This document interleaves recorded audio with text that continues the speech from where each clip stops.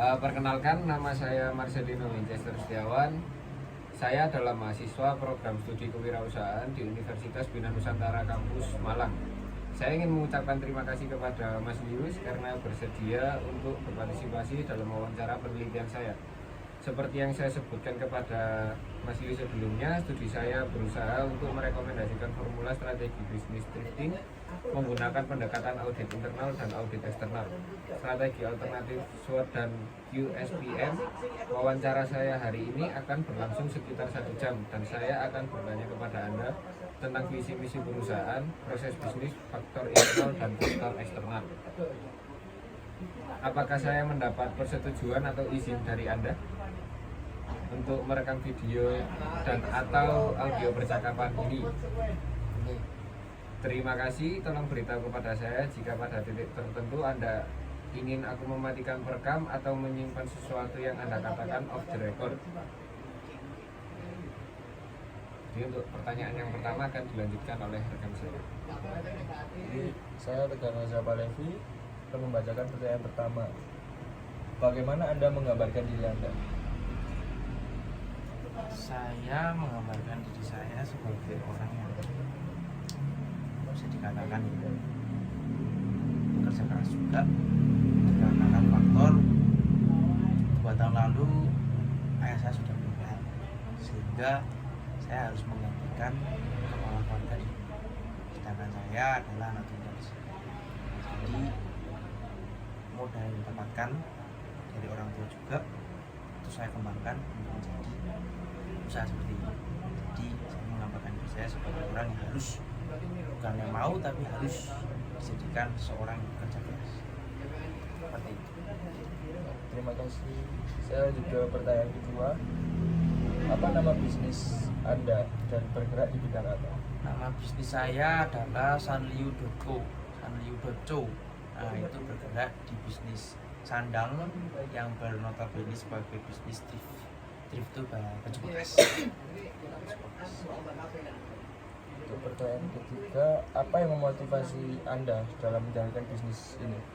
Sebenarnya berawal dari cuma dari mulut ke mulut, karena memang saya mulai bisnis ini sejak awal COVID 2020-an.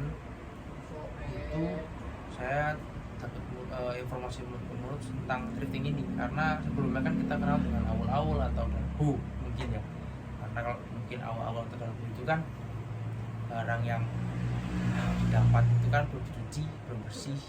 Nah, ada tren thrifting ini lebih higienis aja, jadi lebih udah dicuci, sudah dibersih, sudah setrika, Baru tinggal pakai aja. tinggal pakai.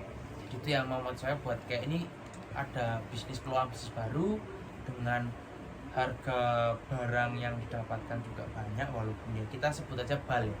Jadi satu bal itu range-nya juga 6 sampai 10, tapi berbeda-beda kategori.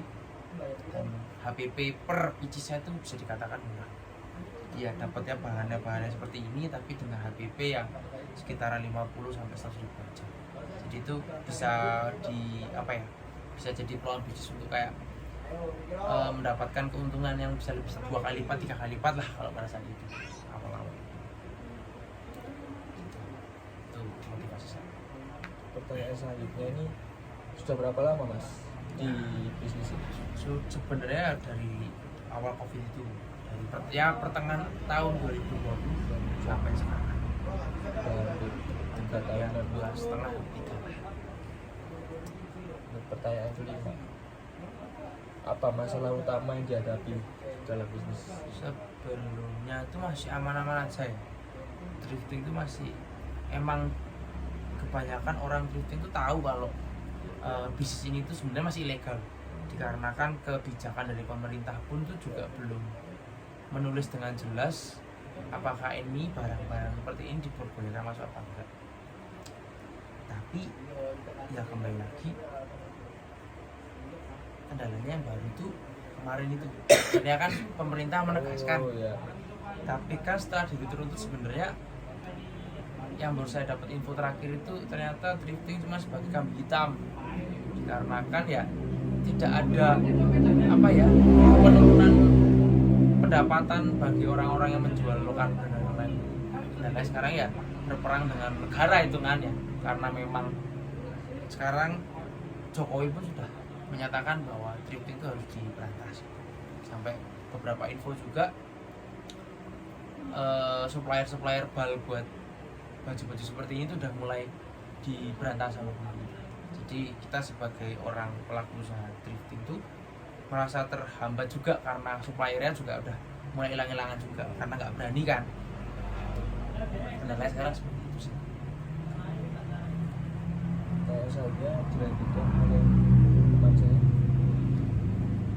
Untuk pertanyaan selanjutnya, Mas, apa visi dan misi Anda serta apa pertimbangan Anda ketika menyusun visi misi tersebut? Sebenarnya untuk visi misi kan nggak yang tertulis jelas ya. Jadi saya mulai dari misi aja. Misi saya itu ya ingin apa ya, kalau misalnya kita thrifting tuh nggak mau adanya polusi apa ya, kayak nanti ujung-ujungnya tuh melimpahnya kain yang bekas yang lainnya. Makanya kita kan menggunakan baju-baju yang sudah pernah dipakai tapi dalam keadaan yang masih bagus, yang masih bersih, nah masih layak dipakai lah pokoknya. Ya itu misinya seperti itu ya. Misinya tuh kayak nggak mau ada polusi lah, polusi fashion lah kalau orang-orang ngomong sekarang tuh, kayak polusi fashion yang apa-apa ada barang baru beli tanpa kita harus mendaur ulang yang barang-barang yang kemarin. Misinya seperti itu. Nah visinya ini ya untuk mencapai ya gimana ya, kayak kita yang penting bekerja dengan keras sih ya, cuman mengikuti alur dari pemerintah juga ya sekarang ya. Kalau kemarin sih ya visinya ya memperluas, pokoknya diperluas sampai di titik nanti mungkin akan ekspansi ke ruko-ruko lain di Malang atau mungkin ke luar kota juga. Pertanyaan selanjutnya, bagaimana strategi bisnis yang diterapkan oleh bisnis Anda?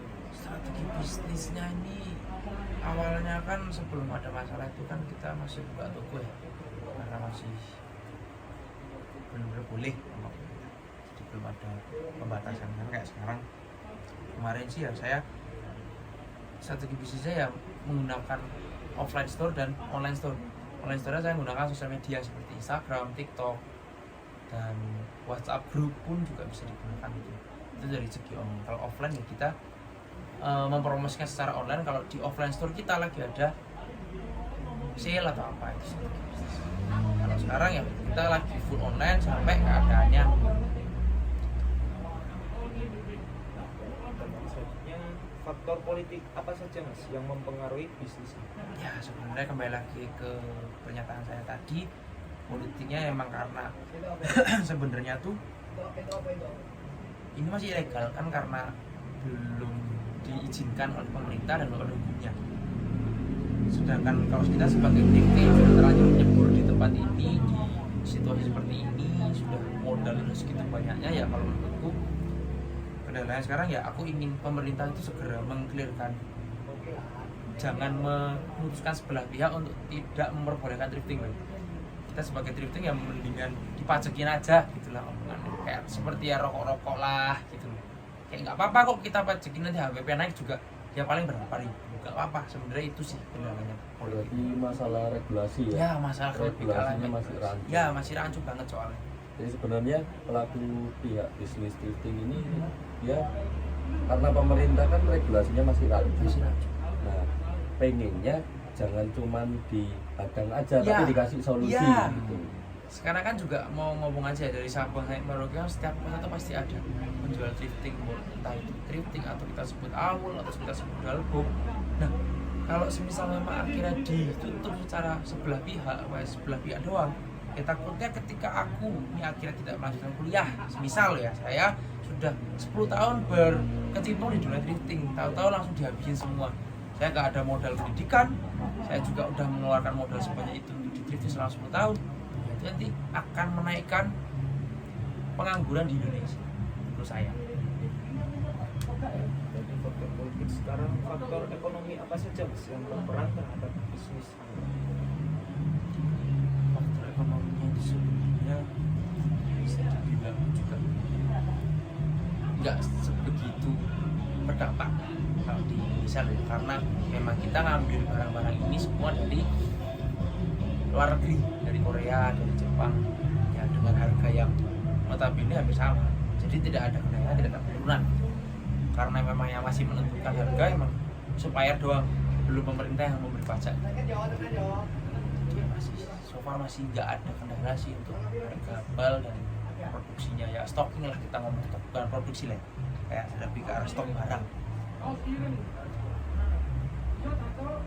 Selanjutnya faktor sosial ya Mas. Faktor sosial apa saja yang mempengaruhi bisnis Indonesia? Sosial itu ya kembali dari mulut ke mulut sih sebenarnya. Kalau misal saya kan sekarang fokusnya cuma jualan di nah gitu ya, faktor sosialnya ya mereka pun, saya mendapat informasi tentang saya harus menjual apa yang sekiranya cepet laku lah atau cepet balik modal ya benar. Maksudnya kita juga paguyuban beberapa trip di Malang, di Jogja itu juga masih kental. Saya juga mengikuti beberapa grupnya dan beberapa informasi dari mereka juga. Saling terhubung ya Mas. Ya biasanya tuh komunitas drifting itu lebih guyup rukun sih. Jadi kita tidak bersaing secara harga, tidak bersaing, malah kita di situ malah share-sharean juga. Lagi ada ini loh, harganya segini doang. Misalnya lagi murah apa, ada sesuatu barang yang kita nggak tahu, misalnya merek ini kita nggak tahu, terus dikasih tahu sama beberapa orang yang paham juga gitu loh. Jadi saling mengedukasi juga. Ya, saling mengedukasi. Selanjutnya Ada pertanyaan apa? Baik, untuk pertanyaan selanjutnya, faktor teknologi apa saja yang mempengaruhi bisnis Anda? Contohnya Smartphone yang dipakai, atau laptop, atau ya. Kalau semisal kita pada saat masih offline store itu kita menggunakan smartphone aja di kantor untuk pembukuan doang, kayak aplikasi buku kas atau yang nota-nota gitu, nah, kita pakai itu menggunakan smartphone. Tapi ketika live, saya jualan di live TikTok itu pun menggunakan laptop karena lebih mudah, menulis resinya juga, ngeprint resi dan lain-lain lebih mudah karena mudah. Tapi so far nggak ada yang harus pakai PC lah, harus apa, kayak cuma menggunakan smartphone, laptop sama ya itu bantuan ring light yang sedang dipakai ini. Enak lah. Jadi lebih efisien. Yes. Dimudahkan lah dengan adanya teknologi. Berarti untuk proses pembukuannya itu juga sama sekali Nggak pakai kertas, nggak, kita full pakai aplikasi digital. Karena lebih simpel dan tidak memakan tempat juga kan, enak pakai smartphone aja, nanti tinggal direkam, masukin ke Excel. Baik, pertanyaan selanjutnya, faktor kompetisi industri apa saja seperti bisnis baru, produk baru, supplier, dan persaingan kompetitor yang mempengaruhi bisnisnya? Sebenarnya untuk rasanya aku tadi tangkap di pertanyaan itu kan kompetitor ya. Kompetitor itu sebenarnya kalau kita sebagai penjual drifting itu notabene harganya hampir sama semua, tidak ada yang dimurahkan, kecuali beberapa emang ada yang kita merasa nih kita tuh menjual drifting secara mengikuti pasar orang-orang biasanya, dengan mencuci, dengan semuanya dibagusin, dijual sesuai harga pasaran.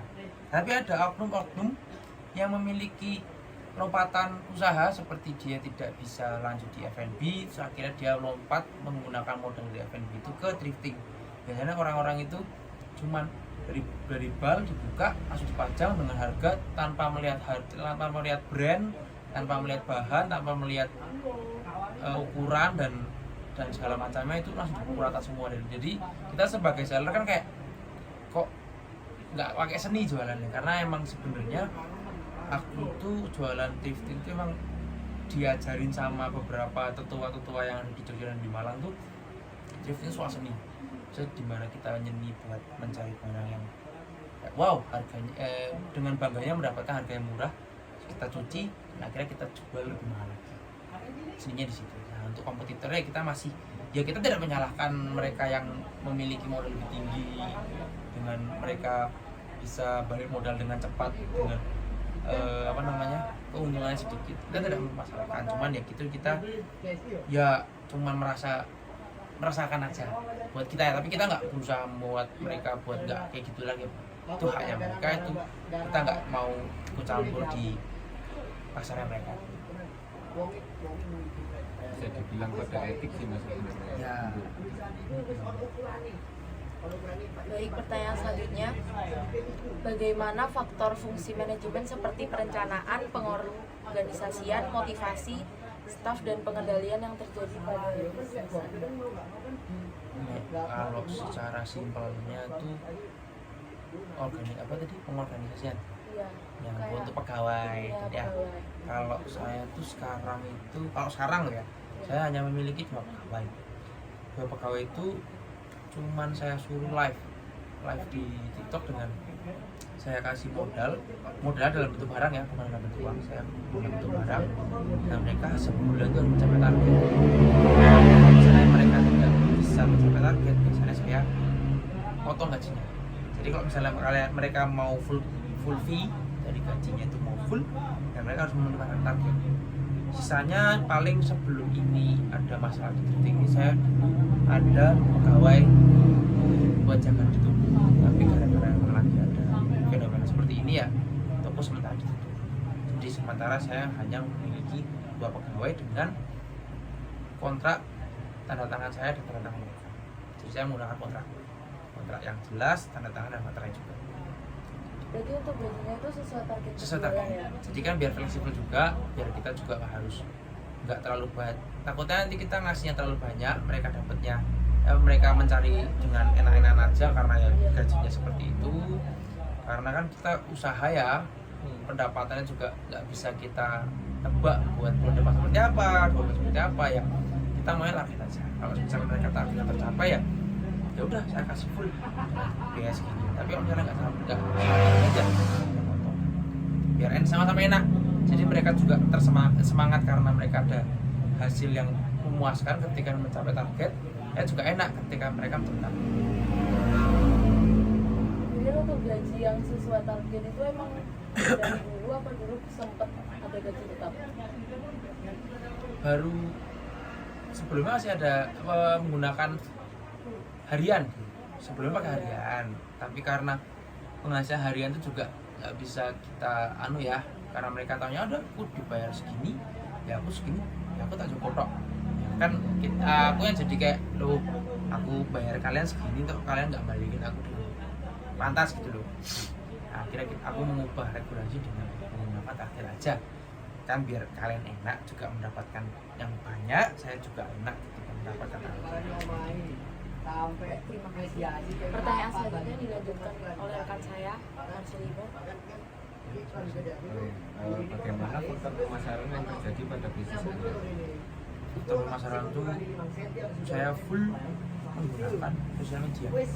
Jadi saya juga Sandy.co ini memiliki akun Instagram dan memiliki akun TikTok. Nah di ada juga akun kayak Shopee dan Tokopedia, itu untuk requestan orang-orang yang pengen beli tapi tidak percaya, takut nggak dikirim atau saya juga menggunakan metode Shopee dan Tokopedia. Untuk TikTok itu sendiri digunakan untuk live, sedangkan Instagram itu untuk ngepost katalog. Saya punya ini barang yang untuk katalog 12. Jadi di situ timbul interaksi ya mas antara masnya dengan pembeli. Ya, Menimbulkan kepercayaan juga. Kemudian bagaimana faktor keuangan yang terjadi pada bisnis Anda? Misal untuk pendapatan sampai ya kita balik lagi ke tadi pegawai juga kan mereka mencapai target. Ini saya transparan aja, target mereka itu 24 juta. Jadi untuk kita kan nggak ada biaya produksi nih, karena emang ini barangnya juga udah diproduksi sama negara lain dan kita mendapatkan dalam bentuk seperti ini aja. Kita tidak bisa milih size, kita tidak bisa milih brand, kita tidak bisa milih warna. Ya biasanya dari target mereka itu yang mereka capai itu untuk modal. Biasanya modalnya itu per balnya hoodie ini sekitar 6-7. Itu modalnya. Bagaimana faktor produksi dan operasional yang terjadi pada bisnis Anda? Faktor fokus gimana maksudnya? Produksi dan operasional. Jadi untuk produksinya bagaimana? Tapi tadi yang masuk kan tidak ada produksi. Tidak produksi, saya menggunakan stocking ya itu kan ya ada di balik itu. Jadi untuk operasionalnya aja mas, mungkin dari live-nya atau Operasional itu maksudnya jadi faktor operasional.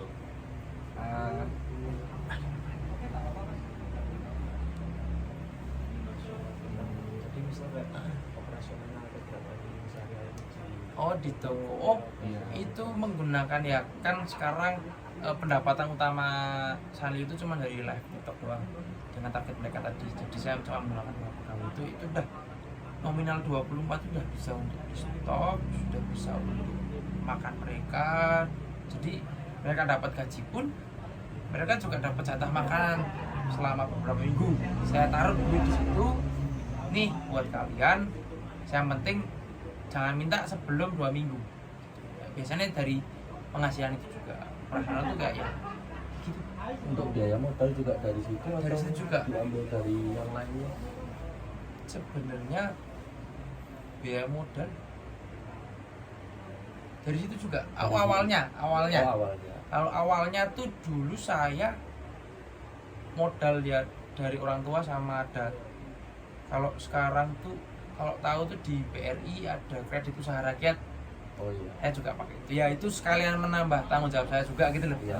Karena per bulan kan saya juga harus bayar nih, per bulan setiap bulan harus bayar kur itu, sehingga itu juga yowis tak terusin, pokoknya targetnya selama sebulan itu harus gini. Itu udah memenuhi semua pokoknya. Kita nggak ada kendala di bagian yang kayak tiba-tiba nggak sampai. So far masih mereka menyanggupi. Bagaimana faktor manajemen sistem informasi yang terjadi pada bisnis Anda? Informasi bagaimana Anda mendapatkan mungkin berita thrifting atau yang lain-lain. Sosial media lagi. Saya full menggunakan sosial media. Saya sama biasanya dari grup-grupnya paguyuban di Jogja dan di Malang pun juga tahu ada informasi. Oh ada ini, ada apa namanya? Ada event di sini, ada event di Helbo Fest besok. Menggunakan sosial media full sosial media. Sosial media. WhatsApp, Instagram.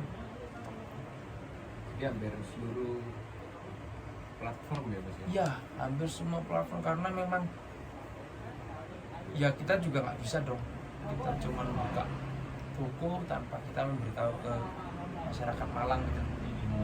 Ya, apalagi kan sekarang siapa sih yang nggak menggunakan sosial media gitu? Kalangan kita sebagai anak muda gitu ya. Yang notabene selalu main gadget. Ya, sambil jajan. Betul. Bagaimana faktor riset yang terjadi pada bisnis Anda? Faktor riset itu ya sama jawabannya sebenarnya, menggunakan sosial media juga. Faktor riset itu kayak ya aku ngelihatnya dari berbagai macam, kayak semisal sekarang pelanggan pembeli itu menggunakan jaket yang seperti ini, atau beberapa sosial media tuh ngepost katalog ini kok berapa menit dah hilang. Nah, saya menggunakan itu, makanya saya mencoba mencari peluang di situ, karena kan ya kembali lagi kita juga mencari cuan juga kan, mencari untung yang sebanyak-banyaknya. Usaha yang seperti itu. Enggak gitu maksudnya juga ya, usahanya juga ada tapi nggak kecil-kecil juga.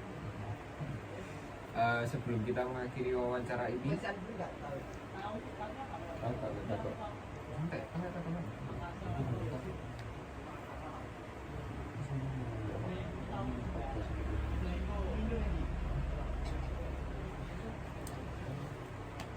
Jadi gini mas, Ya, monggo, Mas. Gini aja ya. kemarin aku Ini tadi kan jadi gini, apa namanya, masnya kan buka dari pandemi, Ya dari pandemi. sedangkan pandemi sama sebelum pandemi itu kan mesti ekonomi kan masih Ya. ini dari yang awalnya baik terus langsung hancur hancur. karena pandemi. Heeh. Nah, mungkin ini kan lagi grow up nih Lagi grow up. ke normal, maksudnya Normal. udah kayak Udah nggak pandemi yang seperti dulu pandemi ya. ini. Ya. Itu mungkin kan ekonomi lagi bukan di atas ya, tapi mencoba untuk naik lagi. Menangkak lagi. Nah, itu mungkin apa yang dirasakan perbedaannya di saat pandemi, di saat perekonomian jatuh, terus mungkin kan orang lebih banyak kayak gimana ya, mereka lebih memilih untuk spend uangnya ke bertahan hidup, bukan sedangkan ini kan itu kayak sandang, jadi apa ya, sekunder, Ya. kayak kebutuhan yang kedua lah setelah Ya, makan setelah untuk makan, hidup. ya. Nah, itu mungkin merasakan pengaruh Sebenarnya dari bisnis thrifting ini tuh malah naik-naiknya pada saat pandemi. malah Sebenarnya loh ya, malah naik setelah pandemi. Nah, setelah pandemi turun, akhirnya kan pada saat thrifting naik itu masyarakat itu kan kencang di online. Karena kan tidak bisa ada PSBB dan lain-lain. ya, Ada PPKM juga, itu kan nggak bisa membeli secara langsung. Online sangat-sangat jual apa aja bisa pada saat itu. Pecahnya adalah pada saat mulai adanya penurunan COVID. Lebaran tahun lalu. Udah mulai Lebaran 2 tahun lalu juga. Tahun lalu 2022 kan udah mulai hilang kan tuh. Ya. Itu meledak-meledak ke thrifting. Pada saat momen Lebaran, saya tuh event. Momen Lebaran, momen selesai juga mulai menurunnya kasus COVID. Saya tuh modal cuman 6 juta. Jualan hoodie itu selama 4 sampai 5 hari itu dapatnya 15 juta. Dan itu masih sisa barang. Bener-bener yang semeledak itu pada saat itu. Maksudnya kayak ini untungnya tuh 2 kali lipat dari modal loh ya. Ya. Lebih dari 2 kali lipat loh ya. Nah, gara-gara kasus yang kemarin ini, pemerintah ini jadi thrifting itu sedikit lebih menurun malah sekarang. Kalau kemarin ini malah pada saat pandemi yang Mas katakan tadi itu malah kita lagi naik-naik. Sebenarnya lagi naik-naik. Kayak lagi bisnisnya lagi tren lah. Thrifting pada saat itu. Tapi karena memang mungkin sedang naik-naiknya, terus pemerintah melihat kok ada yang salah dari usaha ini, makanya terus diruntut, kita kena. Tapi ya so far masih belum ada yang jelas ya dari pemerintah ya. Makanya kita tetap masih cukup. terus sama ini mau nyambungkan terusin yang tadi pertanyaan masalah operasional, disambungkan itu berarti kan di saat kondisi pandemi ya, pandemi itu melonjak-lonjaknya, berarti kan omset gede.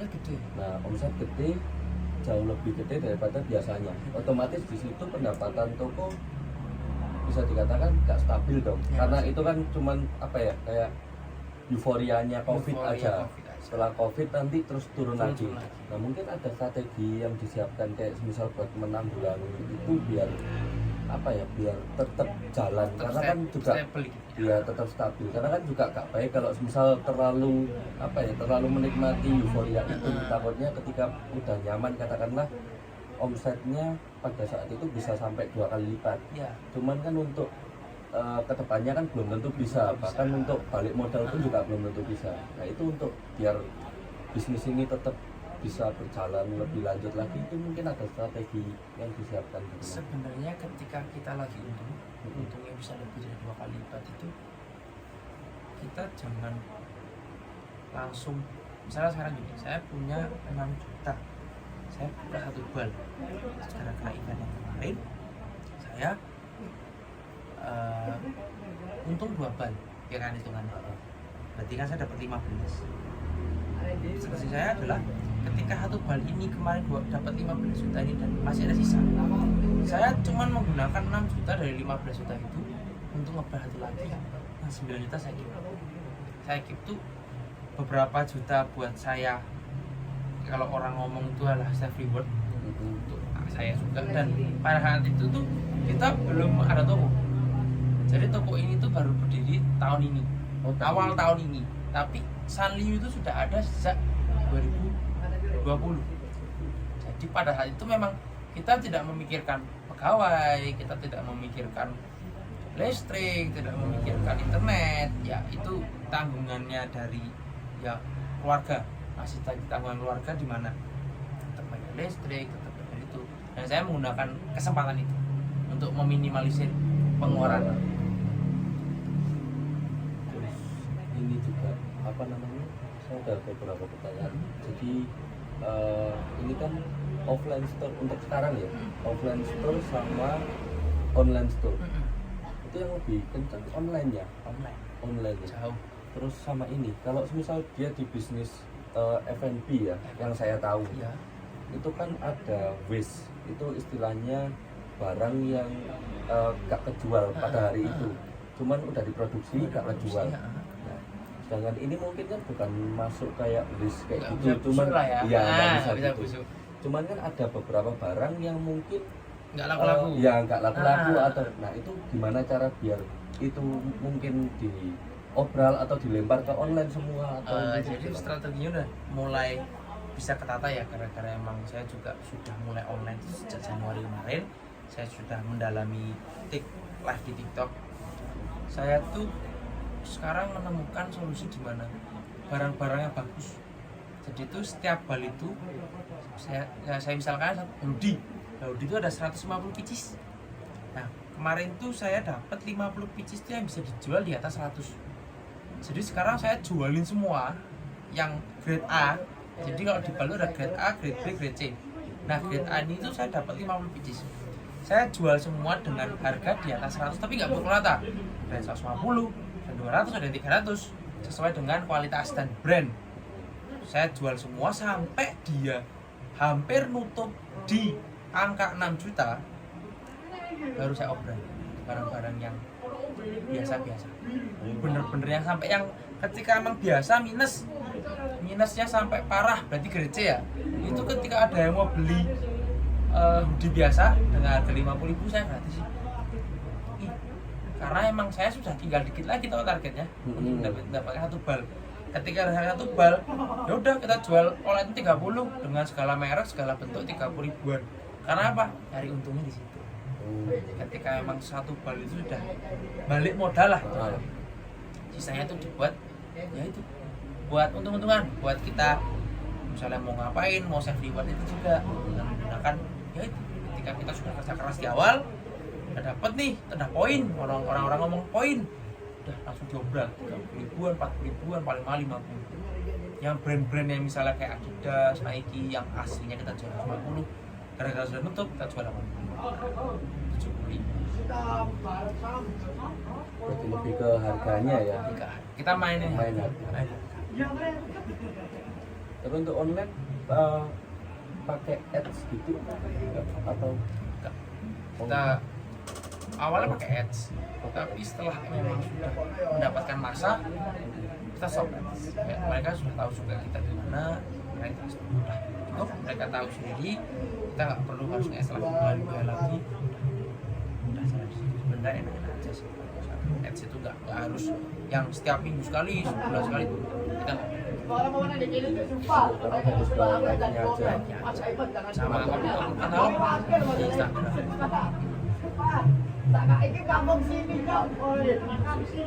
Mungkin mau promosi sekalian untuk